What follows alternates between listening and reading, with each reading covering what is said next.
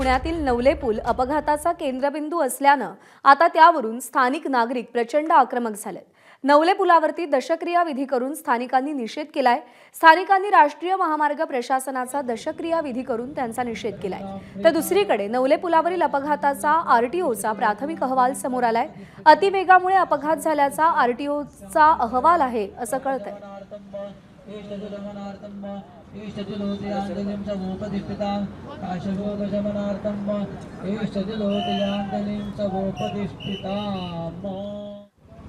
आणि या सगळ्या संदर्भात अधिक अपडेट जाणून घेऊयात। शिवानी पांढरे आपली प्रतिनिधी सध्या आपल्या सोबत आहे। शिवानी, नागरिकांनी अखेर दशक्रिया विधी केलेला आहे या नवले पुलावरती, काय भूमिका आहे नागरिकांची, काय म्हणणं आहे त्यांचं, आणि आरटीओचा जो अहवाल आलाय तो अपघातासंदर्भात काय सांगतो?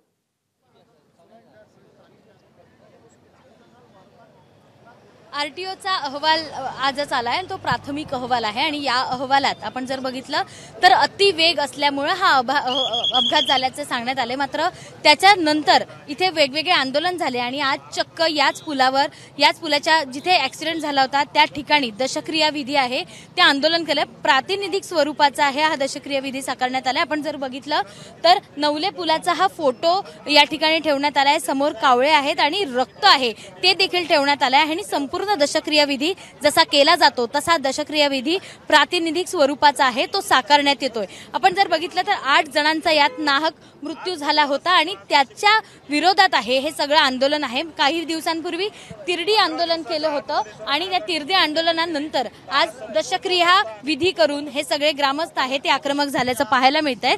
दशक्रिया विधी घालतायत तुम्ही आणि तुमच्यावर ही वेळ आली आहे, कारण आतापर्यंत कोणत्या उपाययोजना इथे झालेल्या दिसत नाही। कारण हा महाराष्ट्रातला नंबर 3चा आणि पुणे जिल्ह्यातला नंबर 1चा असा हा अपघात प्रवण क्षेत्र आहे आणि 100च्या आसपास इथं बळी गेलेले आहेत। इतके मोठे बळी जाऊन सुद्धा गांभीर्यपूर्वक कुठलंही प्रशासन किंवा सरकार याच्याकडे बघायला तयार नाहीये। या सगळ्या गोष्टीचा निषेध म्हणून आम्ही ज्या दिवशी अपघात झाला आणि 8 नाहक बळी गेले त्याच दिवशी आम्ही इथं एक तिरडे आंदोलन घेतलं होतं आणि त्यांना त्याच वेळेस सूचित केलं होतं की 48 तासाच्या ठोस भूमिका नाही घेतली तर आम्ही दशक्रिया करू। आज जेव्हा अपघात झाले तेव्हा उपाययोजना करतो, हे करतो, ते करतो अशा अनेक आश्वासनं दिले, मात्र आतापर्यंत झालं नाही। सरकार किंवा NHAI कुठेतरी फसवणूक करतायत असं वाटतंय?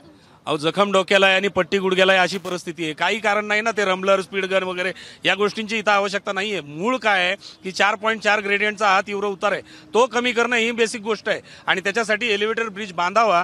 केंद्रीय मंत्री जर म्हणतात की 3000 कोटी रुपये माझ्याकडे पडून आहेत तर प्रशासनाकडनं वरती प्रस्ताव जात नाही हाच त्याचा अर्थ होतो आणि जर तसा असेल तर प्रशासनाला कळलं पाहिजे येत्या 15 दिवसामध्ये ठोस भूमिका घेतली नाही तर हा रस्ता खोदून आम्ही बंद करू। त्यांनी एक इशारा देखील दिला आहे की येत्या 15 दिवसात जर हे सगळं थांबलं नाही किंवा उपाययोजना झाल्या नाही, तोडगा निघाला नाही तर आम्ही हा रस्ता खोदू, असा जो इशारा आहे हे सगळ्या आंदोलकांनी म्हणजेच ग्रामस्थांनी दिला। आपण जर बघितलं तर पूर्णपणे दशक्रिया विधी या ठिकाणी घालण्यात येतो आणि मी रस्ता पण दाखवायचा प्रयत्न करते। याच रस्त्यावर हा अपघात झाला होता। 13 आणि बाकी सगळ्या गाड्या सगळ्या एकमेकांना धडकल्या होत्या आणि महत्वाचं म्हणजे 8 जणांचा नाहक बळी गेला होता आणि त्यांच्याच नावानं बरोबर आहे। नवले पूल आणि अपघात हे पुण्यातलं जणू समीकरण झालेलं आहे आणि जो तीव्र उतार आहे त्यावर तातडीनं काहीतरी उपाययोजना केल्या पाहिजेत असं या सगळ्यांचं म्हणणं आहे। शिवानी, धन्यवाद दिलेल्या माहितीसाठी आणि संवाद साधल्यास त्याबद्दल। ABP माझा, उघडा डोळे बघा नीट।